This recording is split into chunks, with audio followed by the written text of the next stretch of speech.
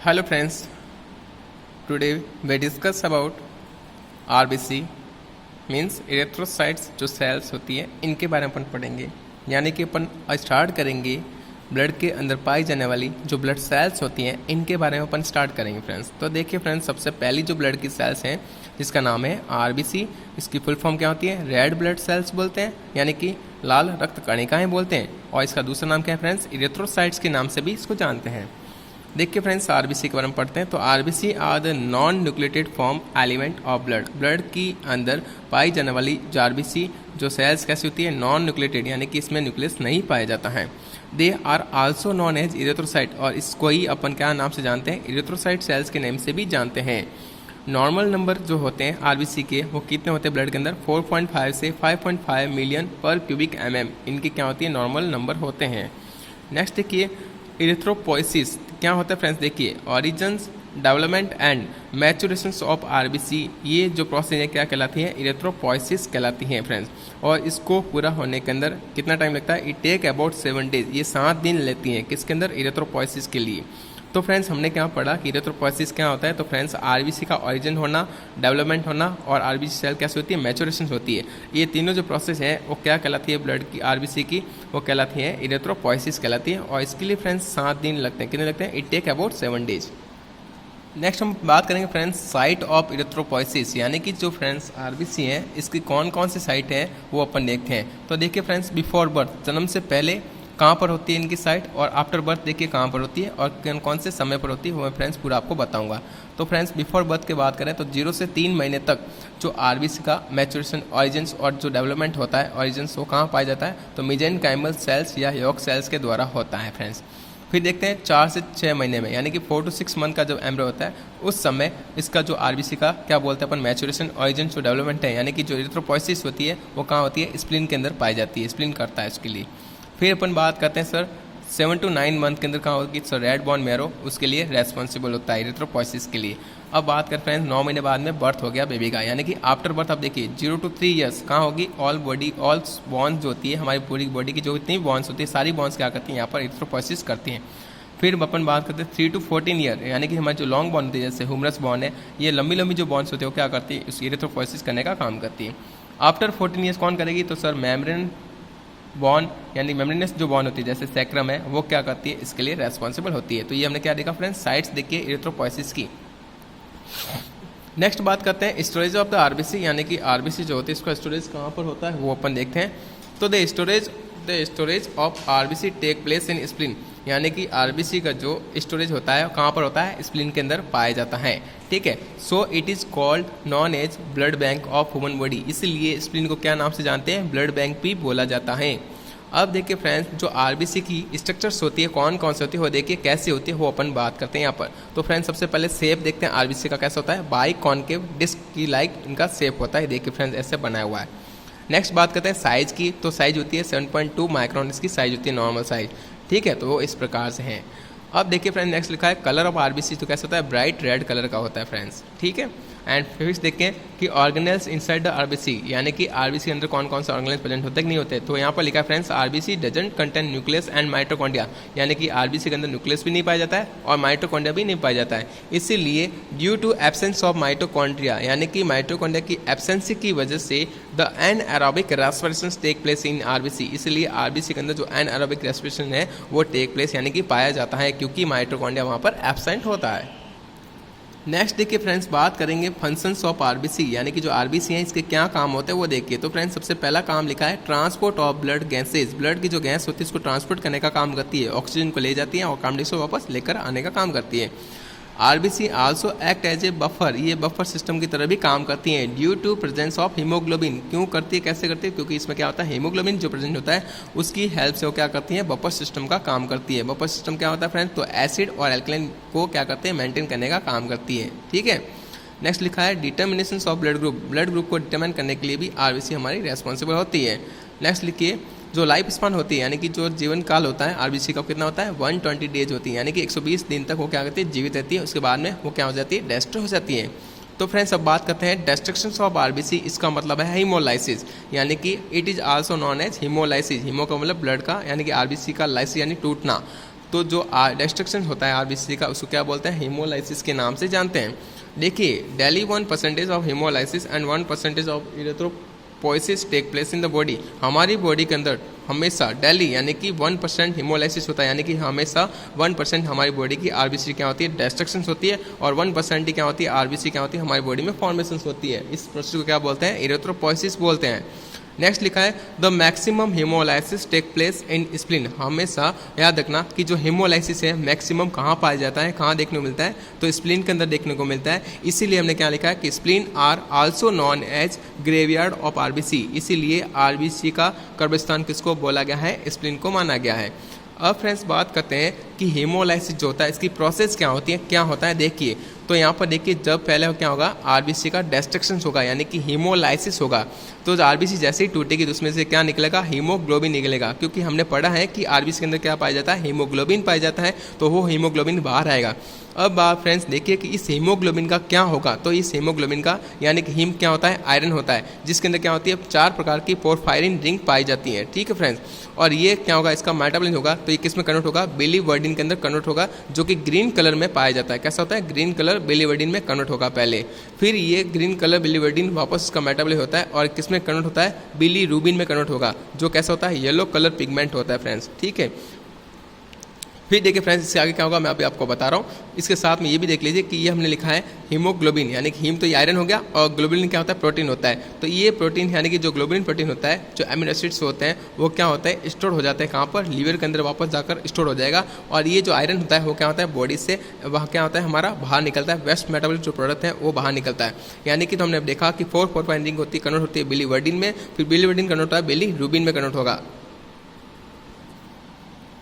फिर फ्रेंड्स जो बिलीरुबिन है वो वापस आगे जाके 2 प्रकार में क्या होते हैं, 2 प्रकार से हमारे क्या होता है, बॉडी से एस्केट आउट होते हैं।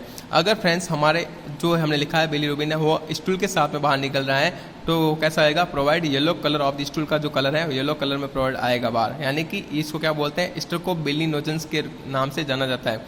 ठीक है फ्रेंड्स, फिर दिखा यहाँ पर यूरोबिलिनोजेंस क्या होता है, यानी कि यूरिन के साथ में बिलीरुबिन जो बाहर आएगा उसको बोलते हैं यूरोबिलिनोजेंस, जैसे कि एस्केटेड इन वाया यूरिन, यूरिन के साथ में बाहर आएगा और ये कलर कैसा देगा, यूरिन को येलो कलर प्रोवाइड करवाएगा। तो आपने देखा होगा फ्रेंड्स ये हमारा यूरिन का कलर या कभी कभी स्टूल का कलर येलो जो आता है वो कलर क्यों होता है, किसी वजह से होता है, तो बिलीरुबिन की वजह से होता है। यानी कि जो बिलीरुबिन है हमारे बॉडी के अंदर वेस्ट मेटाबॉलिक प्रोडक्ट वो कहाँ से निकलता है, यूरिन के साथ में भी निकलता है और स्टूल के साथ में निकलता है। तो स्टूल के साथ में आएगा तो हम इसको बोलते हैं स्टेरोकोबिलिनोजेंस और यूरिन के साथ में आएगा तो यूरोबिलिनोजेंस के नाम से जानते हैं।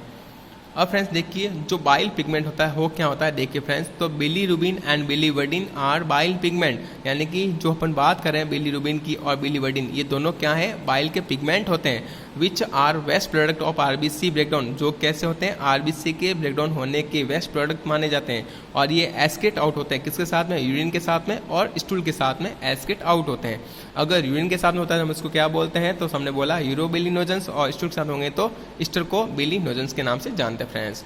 अब देखिए फ्रेंड्स क्या लिखा है, the increase level of bilirubin level, ये क्या करेगा, अगर बॉडी के अंदर बिलीरुबिन की मात्रा बढ़ जाती है तो क्या कॉज करेगी, जॉन्डिस कॉज करेगी फ्रेंड्स। और excessive destruction of RBC leads to, यानी कि अगर आरबीसी का डिस्ट्रक्शन बहुत ज़्यादा मात्रा में होगा तो क्या होगा, देखिए तो यहाँ पर हमने लिखा है पहला हीमोलाइटिक एनीमिया होगा और दूसरा हीमोलाइटिक जॉन्डिस होगा। ये 2 कंडीशन अफेयर होगी फ्रेंड्स। ठीक है, तो आज का जो हमारा टॉपिक था वो किसके बारे में अपन पढ़ रहे हैं, आरबीसी के बारे में पढ़ रहे हैं कि आरबीसी क्या होती है, आरबीसी का डिस्ट्रक्शन क्या कैसे होता है, प्रोसेस क्या होती है। उसके बाद लिखा हमने कि वो डिस्ट्रक्शन होने के बाद में जो बिलीरुबिन है बिलीवर्डिन हो कहाँ जाते हैं, जो प्रोटीन्स होता है उसका क्या होता है, और हमने क्या देखा फंक्शंस ऑफ आरबीसी क्या होती है, शेप क्या होती है, स्ट्रक्चर्स क्या होती है, यानी कि आरबीसी की टोटल स्टडी हमने इस लेक्चर के अंदर फ्रेंड्स कर ली है। अब फ्रेंड्स मैं आपको यहाँ पर कुछ इंपॉर्टेंट क्वेश्चन है इस टॉपिक से रिलेटेड मैं आपको यहाँ पर बता देता हूँ फ्रेंड्स। तो the normal amount of haemoglobin जो होता है वो कितना होता है, 13 to 15 ग्राम परसेंटेज आपको बॉडी में पाया जाता है। कितना होता है, 13 से 15, ये नॉर्मल हीमोग्लोबिन का लेवल होता है। The oxygen in human blood are mainly carried in form of, जो ऑक्सीजन होती है ह्यूमन ब्लड के अंदर वो किस फॉर्म में कैरिड की जाती है, तो होता है फ्रेंड्स ऑक्सी हीमोग्लोबिन के फॉर्म में की जाती हैं। जो कार्बन डाइऑक्साइड होती है ह्यूमन ब्लड के अंदर वो किस रूप में पाई जाती है, तो सर वो बाय कार्बोनेट के फॉर्म में पाई जाती है। Blood between the carbon dioxide and haemoglobin, जो ब्लड पाया जाता है blood between the carbon dioxide and haemoglobin, इसको हम क्या बोलते हैं, कार्ब एमिनो हीमोग्लोबिन के नाम से जानते हैं। यानी कि कार्बन डाइऑक्साइड और हीमोग्लोबिन जब साथ में जुड़ते हैं तो क्या बनाते हैं, कार्ब एमिनो हीमोग्लोबिन का फॉर्मेशन करते हैं। अब देखिए फ्रेंड्स, लिखा हमने नेक्स्ट क्वेश्चन जो हमारा यहाँ 5th क्वेश्चन है, the reaction in between haemoglobin and oxygen. अगर हीमोग्लोबिन और ऑक्सीजन की जो रिएक्शंस होती है उसको हम क्या नाम से जानते हैं फ्रेंड्स, तो ऑक्सीजनेशन के नाम से जानते हैं। नेक्स्ट क्वेश्चन देखिए, the form of iron which are present in oxy haemoglobin is. तो यहाँ पर जो आयरन पाया जाता है ऑक्सी हीमोग्लोबिन के अंदर जो आयरन होता है वो कौन सा फॉर्म होता है, Fe+2 के फॉर्म में होता है। 1 molecule of haemoglobin carry how many molecules oxygen. अब आपको फ्रेंड्स क्वेश्चन पूछा है कि एक मॉलिक्यूल हीमोग्लोबिन का कितने मॉलिक्यूल्स ऑक्सीजन के कैरी करता है, तो फ्रेंड्स क्या आंसर दोगे, 4। 1 ग्राम हीमोग्लोबिन कैरी ऑक्सीजन, 1 ग्राम हीमोग्लोबिन कितने ऑक्सीजन को कैरी करता है, तो यहाँ पर होगा फ्रेंड्स 1.34 ml ऑफ ऑक्सीजन, यानी कि 1.34 ml ऑक्सीजन को कैरी करता है। कितने ग्राम, 1 ग्राम हीमोग्लोबिन। नेक्स्ट क्वेश्चन लिखा है, the oxygen capacity carrying of human blood is about. Oxygen carrying capacity कितनी होती है ह्यूमन ब्लड के अंदर, तो होती है फ्रेंड्स टोटल 19 ml। कितनी होती है, 19 ml की friends. Which of the following bond have maximum affinity with haemoglobin. कौन सा बॉन्ड जो मैक्सिमम एफिनिटी बनाता है हीमोग्लोबिन साथ में, तो होगा फ्रेंड्स कार्बोक्सी हीमोग्लोबिन फ्रेंड्स। ठीक है, हीमोग्लोबिन क्या है, तो sir haemoglobin is a respirator pigment होता है और कंजुगेटेड प्रोटीन होता है फ्रेंड्स। तो आप कोई पूछ ले हीमोग्लोबिन क्या होता है, तो रेस्पिरेटरी पिगमेंट होता है और कंजुगेटेड प्रोटीन होता है फ्रेंड्स। इसकी नॉर्मल वैल्यू कितनी होती है मेल में, तो 13 से 15 ग्राम होती है इसकी नॉर्मल वैल्यू मेल में, और फीमेल में होती है 12 to 14 ग्राम। किस में होती है, फीमेल के अंदर। ये देखिए फ्रेंड्स, हम बात करेंगे हीमोग्लोबिन के स्ट्रक्चर्स के बारे में। तो हमने यहाँ पर लिखा था हीमोग्लोबिन में हीम होता है और दूसरा ग्लोबिन होता है। हीम क्या होता है, आयरन होता है, और ग्लोबिन क्या होता है, प्रोटीन्स होता है। तो हीम होता है जिसमें क्या होती है, 4 प्रकार की पोरफायरिन रिंग प्रेजेंट होती है। तो ये देख सकते हैं फ्रेंड, यहाँ पर 4 टाइप्स की पोरफायरिन रिंग होती है, 1, 2, 3 एंड 4। ये 4 प्रकार की पोरफायरिन रिंग होती है जिसमें क्या होते हैं, आयरन के मॉलिक्यूल्स यहाँ पर प्रेजेंट होते हैं, कंपोनेंट प्रेजेंट होते हैं। देखिए फ्रेंड्स, ठीक है। और यहाँ पर क्या है, ग्लोबिन जो क्या होता है, प्रोटीन होते हैं। इसमें 2 प्रकार की चेन होती है, अल्फा और बीटा ग्लोबिन चेन पाई जाती है।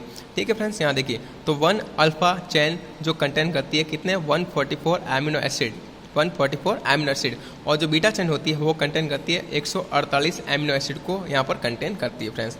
अब बात करते हैं इसके फंक्शंस हीमोग्लोबिन के। तो क्या करता है, तो ये पहला काम इसका ट्रांसपोर्ट करना होता है ऑक्सीजन और कार्बन डाइऑक्साइड का, और ये एक्ट करता है बफर सिस्टम की तरह एक्ट करता है फ्रेंड्स।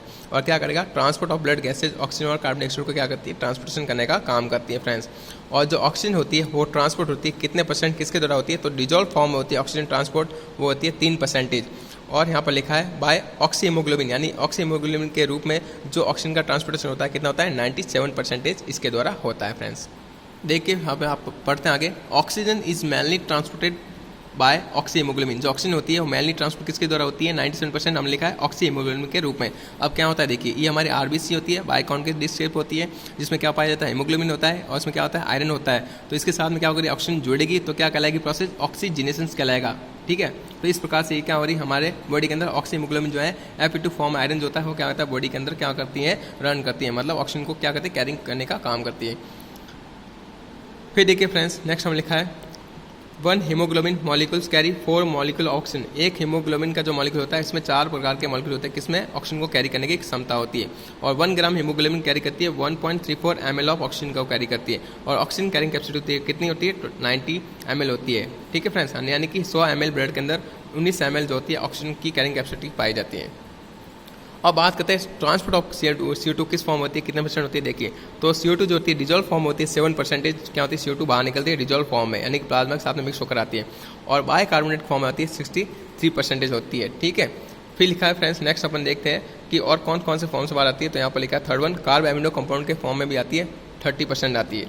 ठीक है, ये हमने पढ़ लिया किसका, ट्रांसपोर्टेशन ऑफ पढ़ लिया ऑक्सीजन का और कार्बन डाइऑक्साइड का। ठीक है, हीमोग्लोबिन कैसे करती है वो हमने पढ़ लिया। अब next and last one topic friends हमारा है कि variations in number of RBC के नंबर के अंदर वेरिएशंस क्या क्या आ सकते हैं और किस वजह से आते हैं वो देखिए फ्रेंड्स। तो यहाँ पर 2 प्रकार के कारण है, पहला है फिजियोलॉजिकल वेरिएशंस और दूसरा है पैथोलॉजिकल वेरिएशन। फ्रेंड्स सबसे पहले अपन स्टडी करेंगे फिजियोलॉजिकल वेरिएशंस कौन कौन से होते हैं। तो यहाँ पर देखिए, तो यहाँ पर नंबर ऑफ आरबीसी के अंदर या तो आरबीसी की संख्या बढ़ेगी या कम होगी। तो फिजियोलॉजिकल वेरिएशन की वजह से अगर आरबीसी की संख्या बढ़ रही है, नंबर ऑफ आरबीसी इंक्रीज हो रही है, हम उसको क्या बोलते हैं, पॉलीसाइथेमिया के नाम से जानते हैं।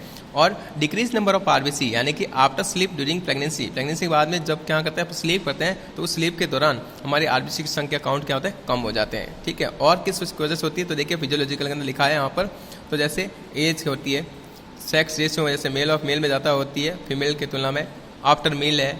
ठीक है, यहाँ पर क्या होगी, आरबीसी की संख्या बढ़ेगी, आफ्टर एक्सरसाइज बढ़ती है, हाइट जाओगे क्या होगी, आरबीसी की संख्या बढ़ेगी, यानी कि पॉलीसाइथेमिया कंडीशन अकर हो जाती है। अब देखिए फ्रेंड्स कैसे कैसे क्या होता है, इनका सबका एक्सप्लेनेशन यहाँ पर लेकर आया हूँ मैं। तो एज के अकॉर्डिंग क्या होगा, at birth time number of RBC are increase, जब बर्थ होता है तो उस समय क्या होती है, आरबीसी संख्या बढ़ती है, इंक्रीज हो जाती है।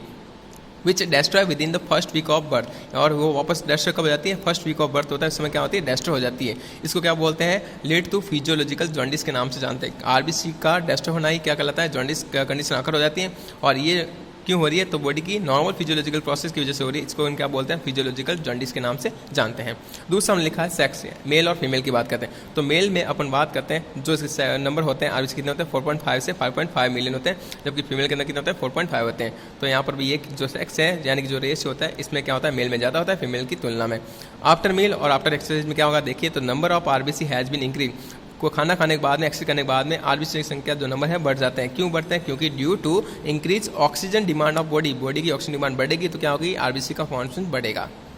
नेक्स्ट लिखा है high attitude, number of RBC has been increase, number of RBC बढ़ती है कब, in the person who is moving from lower attitude high attitude, अगर कोई व्यक्ति लोअर एटीट्यूड से हाई एटीट्यूड की तरफ जाता है तो वहाँ पर क्या होगा, हाइपोक्सिया होने की संभावना बढ़ेगी।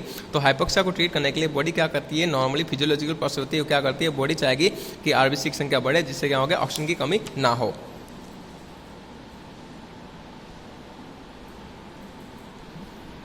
नेक्स्ट क्या है, आफ्टर स्लीप, सोने के बाद में क्या होता है, देखिए decrease number of RBC due to decrease oxygen demand of body. अब जब व्यक्ति सोएगा तो बॉडी के क्या होगी, फंक्शन जो है नॉर्मल हो जाएंगे, कम हो जाएंगे, रिड्यूस हो जाएंगे, तो वहाँ पर ऑक्सीजन की डिमांड कम हो जाएगी, मतलब आरबीसी की जो संख्या है जो क्या हो जाएगी, डाउन हो जाएगी, यानी डिक्रीज हो जाएगी। ड्यूरिंग प्रेगनेंसी क्या होता है, तो फिजियोलॉजिकल एनीमिया होने की संभावना रहती है। फिजियोलॉजिकल एनीमिया अकर होता है, क्यों होता है, क्योंकि वहाँ पर क्या देखने को मिलता है, हीमोडायलिसिस देखने को मिलता है फ्रेंड्स। तो ये आज हमने टोटल कंप्लीट ये क्या पढ़ लिया हमने कि वेरिएशन जो होते हैं नंबर के अंदर हो किसके अकॉर्डिंग देखा, फिजियोलॉजिकल वेरिएशन देखा, जिसमें एक बार नंबर सेल्स बढ़ते हैं और जिसमें कम होते हैं। अब फ्रेंड्स अपन लास्ट वन इसका टॉपिक है आरबीसी का, वो है पैथोलॉजिकल वेरिएशंस, कौन कौन से आते हैं, कौन कौन सी डिजीज कंडीशन में क्या होगा, आरबीसी संख्या बढ़ेगी कम होगी, वो देखिए।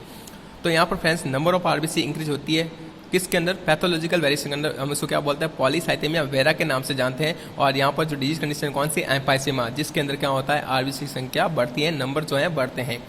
नंबर ऑफ आरबीसी डिक्रीज होती है किस डिजीज में, तो एनीमिया के अंदर डिक्रीज होती है। फ्रेंड्स ये हमने टोटल पढ़ लिया, फिजियोलॉजिकल और पैथोलॉजिकल वेरिएशंस नंबर के अकॉर्डिंग देख लिया, और हमने टोटल आरबीसी का जितना भी एक्सप्लेनेशन था वो मैंने यहाँ पर आपको इस लेक्चर के अंदर एक्सप्लेन कर दिया। फ्रेंड्स वीडियो अच्छा लगे तो शेयर कीजिए, लाइक कीजिए, कमेंट कीजिए, और वीडियो को पूरा जरूर देखिए, बहुत ही इंपॉर्टेंट ये वीडियो है।